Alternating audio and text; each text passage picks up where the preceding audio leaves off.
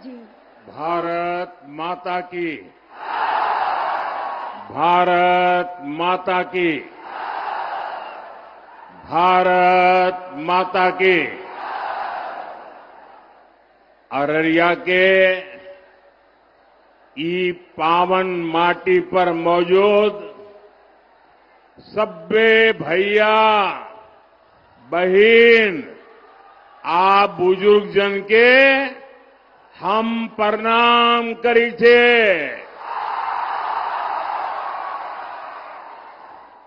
आय हम अहा सबके बीच प्रधान बन के नए अहा सबक बेटा भाई आप परिवार के सदस्य बन के आयल छे।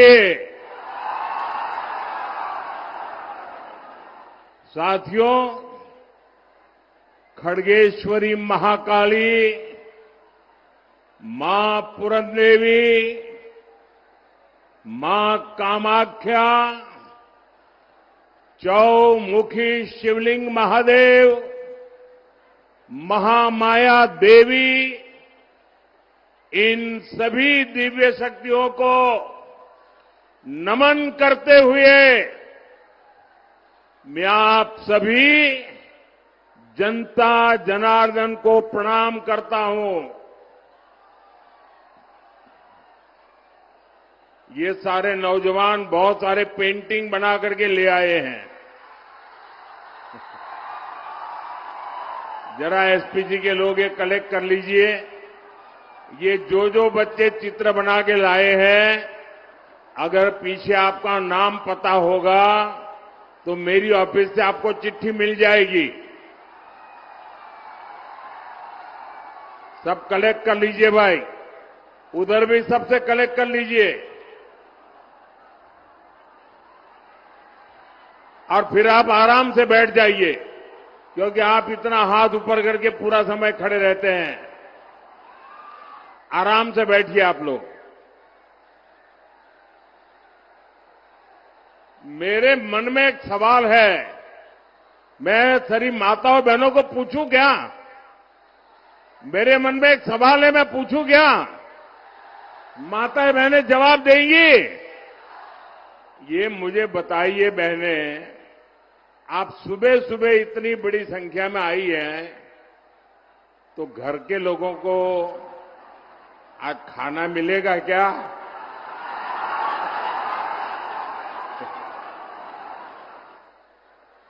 या तो आप सुबह 4 बजे उठ के खाना पकाया होगा,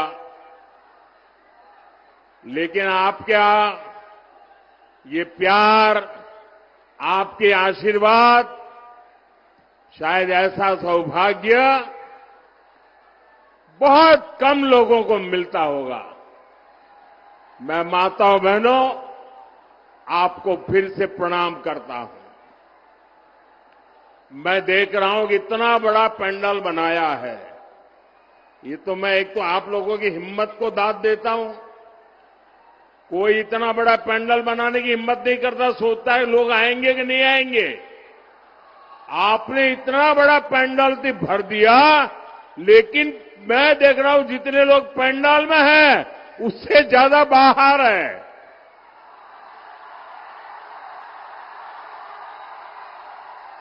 और जब मैं हेलीकॉप्टर से देख रहा था, बहुत बड़ी मात्रा में लोग पैदल चल करके आ रहे थे। वो तो शायद अभी पहुंचे भी नहीं होंगे। ये दृश्य अपने आप में चुनाव का नतीजा क्या होगा, ये डंके की चोट पर साफ कर देता है। साथियों, आज बिहार को विकसित बनाने के लिए पहले चरण का वोट पड़ रहा है। माताएं बहनें, आगे जगह ही नहीं है, आप वहीं रुक जाइए। वहां जो व्यवस्था वाले हैं उनको वहीं रोकिए। मुझे क्षमा करना, जगह नहीं है, आप शायद मुझे देख नहीं पाते होंगे, मैं इसके लिए आपकी क्षमा मांगता हूं, लेकिन आप जहां हैं वहीं रुकिए। आज पहले चरण का वोटिंग शुरू हो चुका है। सोशल मीडिया पर बिहार के अलग अलग कोने से शानदार तस्वीरें आ रही हैं। मतदान केंद्रों पर सुबह से ही लंबी लाइनें लगी हुई है। बिहार की माताएं, बहनें, बेटियां बड़ी संख्या में बाहर निकल रही है वोट के लिए। बिहार के नौजवानों में भी अभूतपूर्व उत्साह है। मैं सभी मतदाताओं का अभिनंदन करता हूं। मेरा विनम्र आग्रह है, जिन साथियों ने अभी तक मतदान नहीं किया है, जो अभी तक अपने घर से निकले नहीं हैं, वे जल्द से जल्द वोट देने के लिए निकले। साथियों, आज पूरे बिहार से एक ही आवाज आ रही है। एक ही आवाज आ रही है। फिर एक बार एनडीए सरकार, फिर एक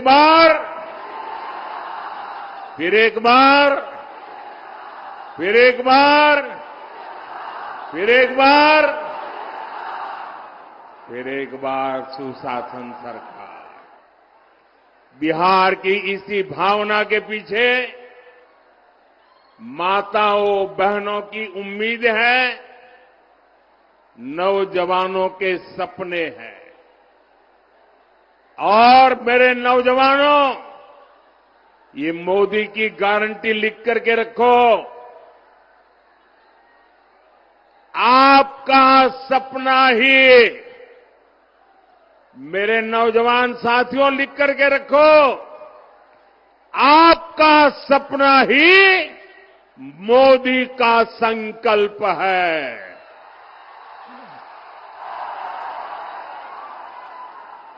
जंगल राज वाले खुद को आपका माई बाप कहते थे, अपने आप को शहंशाह मानते थे।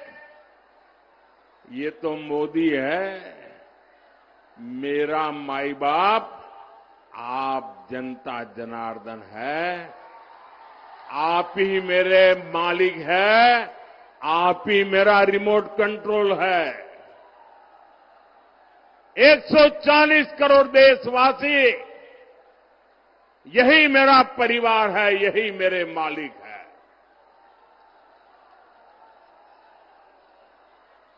मेरा परिश्रम दिन रात खपने की मेरी कोशिश सिर्फ और सिर्फ आपके बच्चों के बेहतर भविष्य के लिए ही है। साथियों, आज मैं आपको आपके वोट की ताकत क्या होती है, कभी कभी हमको लगता है हाँ मैं वोट दे के आया, ऐसा नहीं है। आपके वोट की बहुत बड़ी ताकत होती है। मैं आज आपको आपके वोट की ताकत बताना चाहता हूं।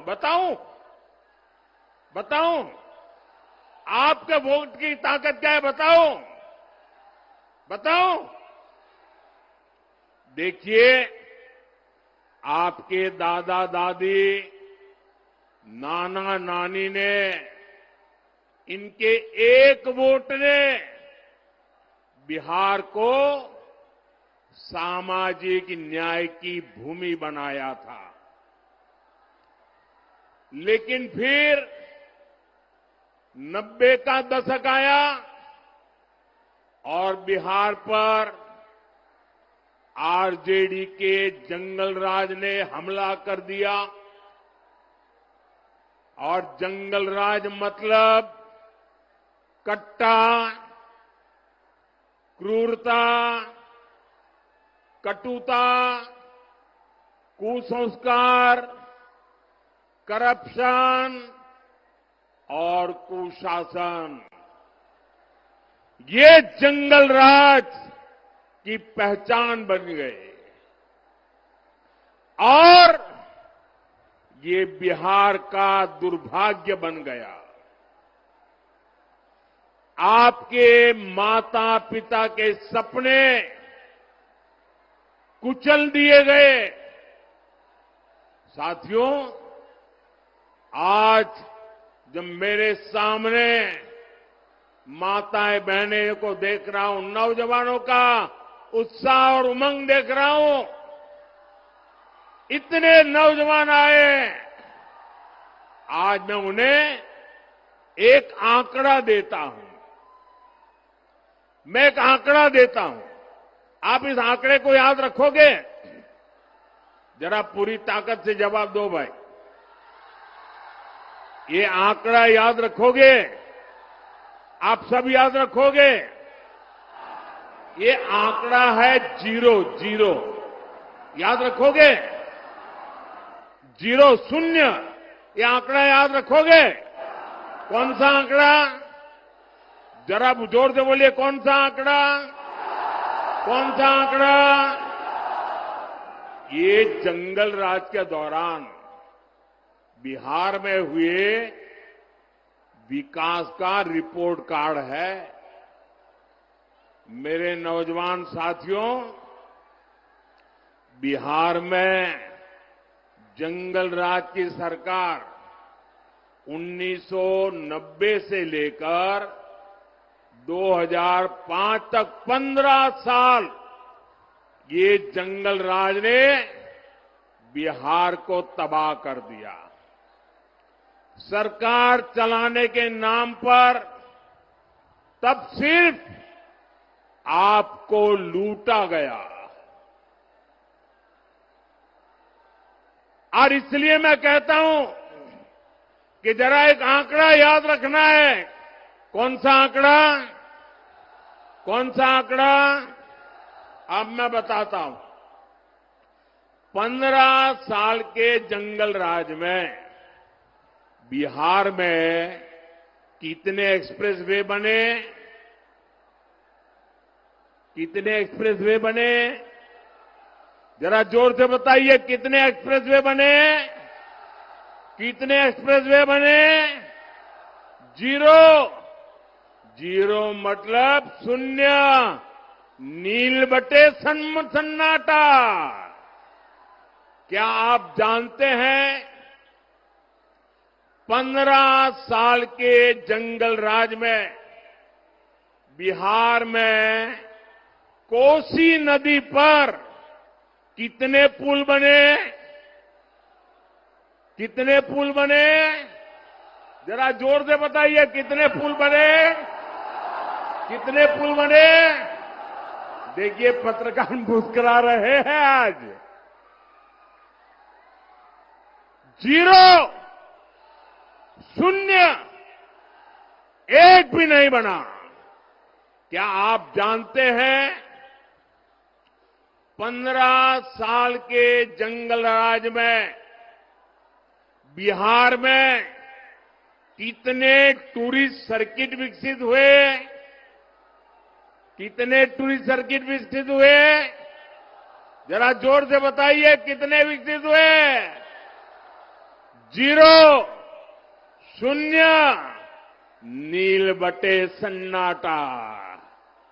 क्या आप जानते हैं 15 साल के जंगल राज में बिहार में मेरे नौजवानों को खेलकूद के लिए, मेरी बेटियों को खेल कूदने के लिए कितने स्पोर्ट्स कॉम्प्लेक्स डेवलप हुए?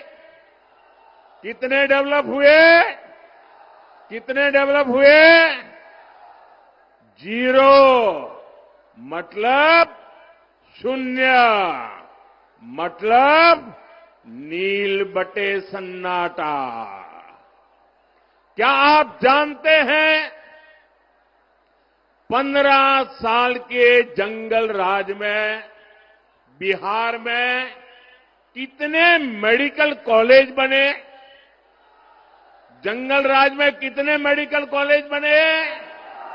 जरा जोर से बताइए, कितने मेडिकल कॉलेज बने? 0, 0। साथियों, जंगल राज के उन 15 सालों में न बिहार में एक भी आईआईटी आई, ना ही आईआईएम आया, ना ही एक भी नेशनल लॉ यूनिवर्सिटी की स्थापना यहां हुई। पूरी एक पीढ़ी का नौजवान देखिए, पूरी एक पीढ़ी का भविष्य आरजेडी के नेता खा गए दोस्तों। साथियों, एनडीए की सरकार में नीतीश जी ने बहुत मेहनत से बिहार को जंगल राज से बाहर निकाला है। 2014 में डबल इंजन की सरकार बनने के बाद बिहार के विकास में नई तेजी आई है। पटना में आईआईटी खुली है, बोधगया में आईआईएम खुला है, पटना में एम्स खुला है, दरभंगा एम्स का काम तेज गति से चल रहा है। अब बिहार में नेशनल लॉ यूनिवर्सिटी भी है, भागलपुर में ट्रिपल आईटी भी है। बिहार में एक नहीं, 2 नहीं, बल्कि 4 सेंट्रल यूनिवर्सिटी भी स्थापित की गई है। साथियों, एनडीए सरकार में गंगा पर 4 बड़े पुल बनाए गए हैं। वीर कुंवर सिंह सेतु, जेपी सेतु, श्री कृष्ण सिंह सेतु, ओंटा सिमरिया सेतु, इसके अलावा महात्मा गांधी सेतु की पूरी तरह मरम्मत करके नया स्टील ब्रिज बनाया गया है। इसके अलावा गंगा जी पर 8 नए पुलों को बनाने का काम तेजी से चल रहा है।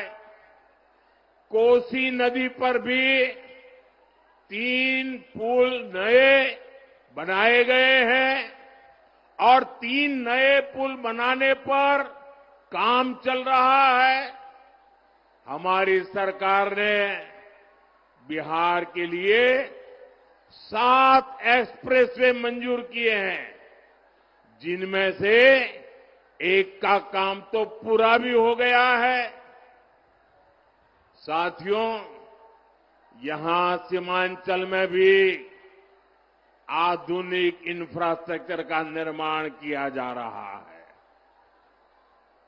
फारबिसगंज और दरभंगा के बीच रेल कनेक्टिविटी के लिए 90 साल इंतजार करना पड़ा। 90 साल, 3 पीढ़ी को इंतजार करना पड़ा। अब कई सालों बाद फारबिसगंज और सहरसा भी आपस में कनेक्ट हो गए हैं।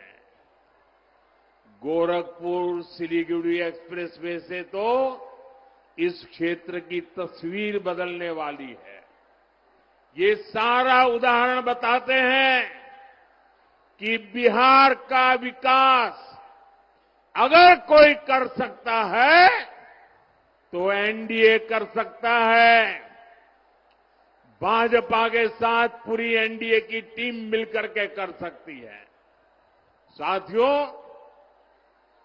और इसलिए हमें अपने नौजवानों को, अपनी बेटियों को, अपने नागरिकों को बेहतर जीवन देना है। इसलिए एनडीए सरकार हर गरीब को पक्का घर दे रही है, हर जरूरतमंद को मुफ्त अनाज, मुफ्त इलाज दे रही है, नल दे रही है, नल से जल दे रही है। मुद्रा योजना के तहत आप यहां जगह कम है, प्लीज आप लोग वहीं रुकिए, यहां जगह कम है। साथियों आप वहीं रुकिए, आगे मत आइए। मैं आपका उत्साह देख रहा हूं, आपका जोश देख रहा हूं, आपका ये प्यार मेरे सर आंखों पर, आपका ये प्यार मेरे सर आंखों पर। साथियों, मुद्रा योजना के तहत स्वरोजगार के लिए बिना बैंक गारंटी युवाओं को मदद दी जा रही है। बिहार के हमारे नौजवानों को मुद्रा लोन के करीब 3 लाख करोड़ रुपए मिले हैं। लेकिन साथियों, हमारे इन प्रयासों के सामने एक बहुत बड़ी चुनौती खड़ी है, और वो चुनौती है घुसपैठियों की। एनडीए सरकार पूरी मक्कमता से और पूरी ईमानदारी से जो घुसपैठिए हैं, एक एक की पहचान कर रही है और घुसपैठियों को देश से बाहर निकालने में जुटी है। लेकिन ये आरजेडी वाले, ये कांग्रेस वाले, ये लोग घुसपैठियों को बचाने में जुटे हैं। ये घुसपैठियों को बचाने के लिए भांति भांति के झूठ फैलाते हैं, गबगोले फेंकते रहते हैं, लोगों को गुमराह करने के लिए राजनीतिक यात्राएं निकालते हैं। साथियों, आप मुझे बताइए, आप मुझे जवाब देंगे नौजवानों? आप मुझे जवाब देंगे? मैं पूछूं, आप मुझे बताइए, ये घुसपैठियों को बिहार से बाहर करना चाहिए कि नहीं करना चाहिए? घुसपैठियों को निकालना चाहिए कि नहीं निकालना चाहिए? जो जहां से आए वहां भेजना चाहिए कि नहीं भेजना चाहिए? साथियों, आरजेडी कांग्रेस को अगर गलती से भी जहां जहां उनको मौका मिला है, जब जब मौका मिला है, ये घुसपैठियों को पिछले दरवाजे से भारत का नागरिक बनाने में लगे रहे। और वो सिर्फ आकर के किसी के घर में ठहर जाते, ऐसा नहीं है। एक घुसपैठिए आपके खेतों पर कब्जा करते हैं, दुकानों उद्योगों में घुसपैठियों को ही काम मिल हो जाता है। आपके बच्चों को उनको काम का जो हक है, वो हक ये घुसपैठिए छीन लेते हैं, उनको मिलना शुरू हो जाता है। और इसलिए मेरे नौजवानों, मेरी माताओं बहनों, मेरे मुल्क के मालिकों, मुझे बताइए, ये घुसपैठिए जाने चाहिए कि नहीं जाने चाहिए? ये घुसपैठियों को हटाना चाहिए कि नहीं हटाना चाहिए?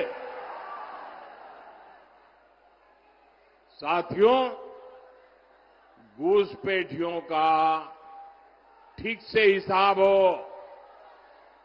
आप मुझे बताइए, ये घुसपैठियों का हिसाब कौन कर सकता है? जरा बताइए, घुसपैठियों को कौन निकाल सकता है? ये घुसपैठियों को कौन निकाल सकता है?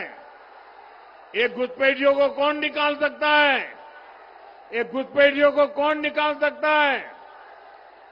मोदी नहीं, आपका एक वोट निकाल सकता है। आपका वोट, आपके वोट की ताकत है, वो घुसपैठियों को निकाल करके रहेगी। और इसके लिए एनडीए की डबल इंजन सरकार बहुत जरूरी है। साथियों, कांग्रेस हो, आरजेडी हो, इन्हें देश की सुरक्षा से कोई मतलब नहीं है। इन्हें देश की आस्था से भी कोई मतलब नहीं है। इसलिए सब लोग हमारी आस्था, हमारी संस्कृति का भी अपमान करते हैं। आपने देखा, कांग्रेस के जो नामदार है, वो बिहार आकर छठी मैया की पूजा को ड्रामा बताते हैं। ड्रामा! क्या ये छठी मैया का अपमान है कि नहीं है? हमारी आस्था का अपमान है कि नहीं है? हमारी माताएं बहनें छठी मैया की आराधना में कितनी तपस्या करते हैं, तब करती है, पानी तक नहीं पीती। ये उसको नौटंकी कहते हैं। और आरजेडी वाले नामदार, ऐसी जब आती है तो उनके मुंह पर ताला लग जाता है। यही नामदार उछल उछल करके, टीवी वालों को बुला बुला करके, जब महाकुंभ चल रहा था तो महाकुंभ के स्नान की मजाक उड़ाते थे। साथियों, ये राम मंदिर का विरोध करते थकते ही नहीं है। प्रभु राम पर इनका विश्वास नहीं है। और ये कोई ढकी छुपी बात नहीं है, पूरा देश जानता है। इनकी आस्था नहीं थी तो ये प्राण प्रतिष्ठा में नहीं गए। आए दिन इस पवित्र परंपरा का भी मजाक उड़ाते रहते हैं। चलो भाई, ये घुसपैठियों के दबाव में, वोट बैंक की राजनीति में उनकी कोई मजबूरी है, समझ गए। प्रभु राम से उनकी नफरत होगी, हो सकता है। लेकिन जरा मैं एक और सवाल पूछता हूं। मेरे इस सवाल को जरा गंभीरता से सुनिए। आपको मालूम है ना, जहां भगवान राम का मंदिर बना है ना, वहीं पर निषाद राज जी का भी मंदिर बना है। वहीं पर महर्षि वाल्मीकि जी का भी मंदिर बना है। वहीं पर माता शबरी जी का भी मंदिर बना है। ये जरा कांग्रेस आरजेडी वालों को मैं पूछना चाहता हूं कि भाई, तुम्हें राम से गुस्सा है? अरे राम जी के पास मत जाना। अरे वहां निषाद राज है, जरा वहां तो मत्था टेक के आ जाओ। वहां वाल्मीकि जी है, अरे वहां तो मत्था टेक के आ जाओ। वहां माता शबरी है, अरे वहां तो चरण छू के आ जाओ। इनको निषाद राज से, महर्षि वाल्मीकि जी से, माता शबरी से भी ऐतराज है। इससे पता चलता है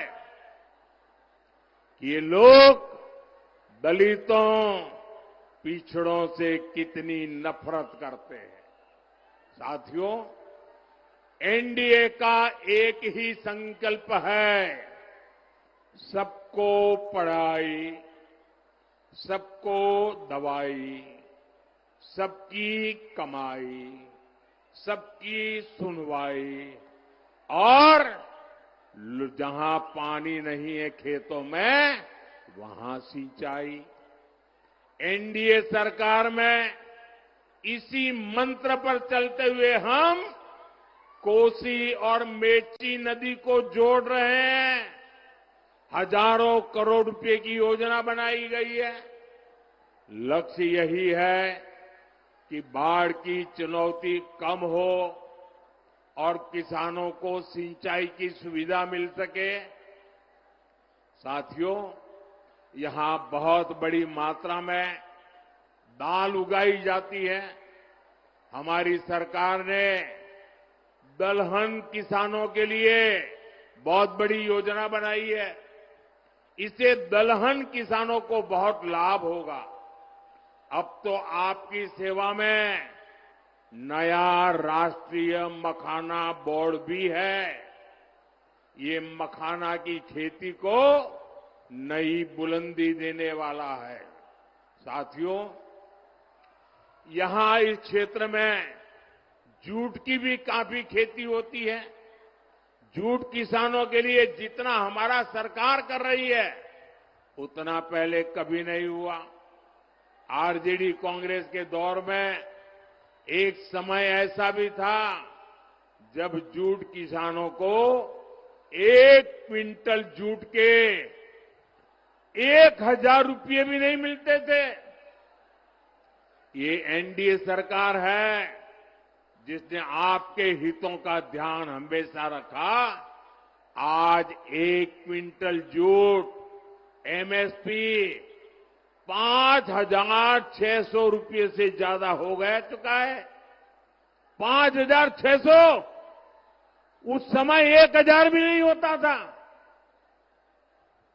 साथियों, जब केंद्र में आरजेडी और कांग्रेस की सरकार थी तब उन्होंने जूट किसानों को एमएसपी के रूप में सिर्फ 400 करोड़ रुपए दिए, जबकि एनडीए सरकार अभी तक 1300 करोड़ रुपए से ज्यादा किसानों को दे चुकी है। इसका बड़ा फायदा बिहार के जूट किसानों को हुआ है। साथियों, हमारी सरकार माताओं बहनों की कमाई और दवाई के लिए भी अनेक कदम उठा रही है। मुख्यमंत्री महिला रोजगार योजना इसका सशक्त उदाहरण है। इसके तहत बिहार की 1,40,00,000 बहनों के खाते में 10-10 हजार रुपये पहुंच चुके हैं। माताएं बहनें जरा ताली बजा करके मुझे बताइए, ये अच्छा हुआ है कि नहीं हुआ है? आपको ताकत मिली है कि नहीं मिली है?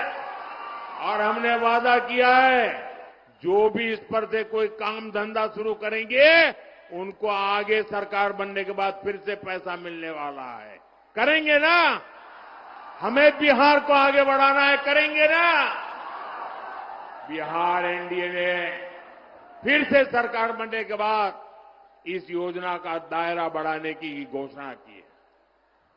साथियों, मुझे परसों ही बिहार की बहनों से फोन कॉल पर बातचीत करने का अवसर मिला और मुझे बताया गया लाखों बहनें मेरे साथ उस समय जुड़ी थी और घंटे भर में बात करता रहा।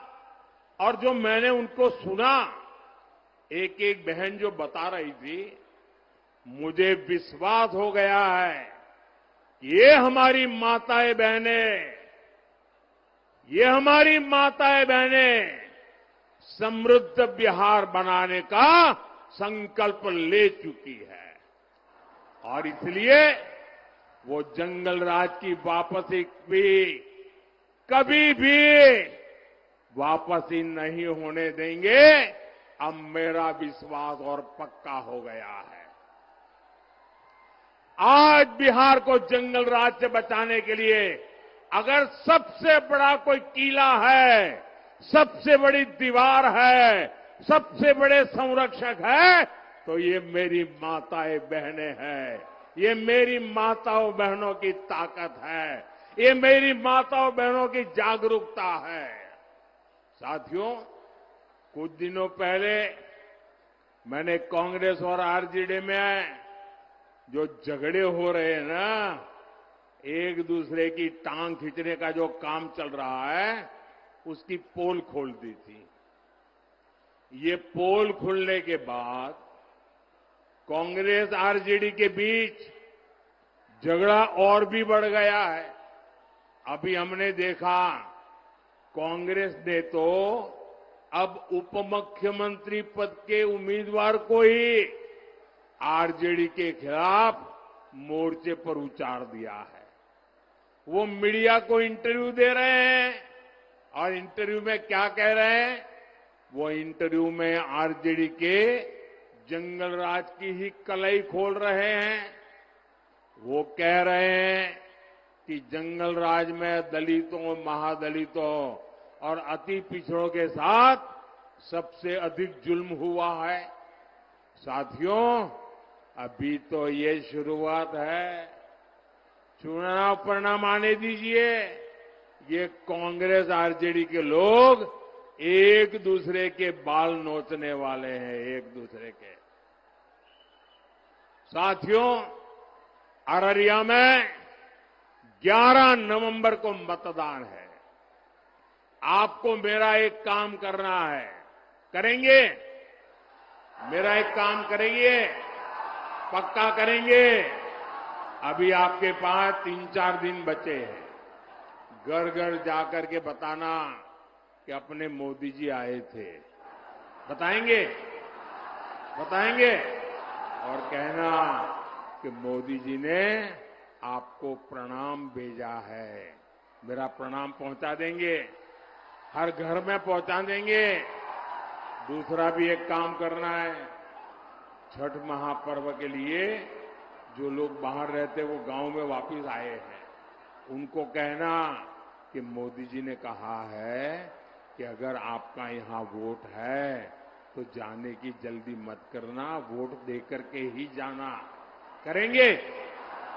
साथियों, आपके उत्साह से पक्का है इस बार एनडीए की रिकॉर्ड विजय होने वाली है।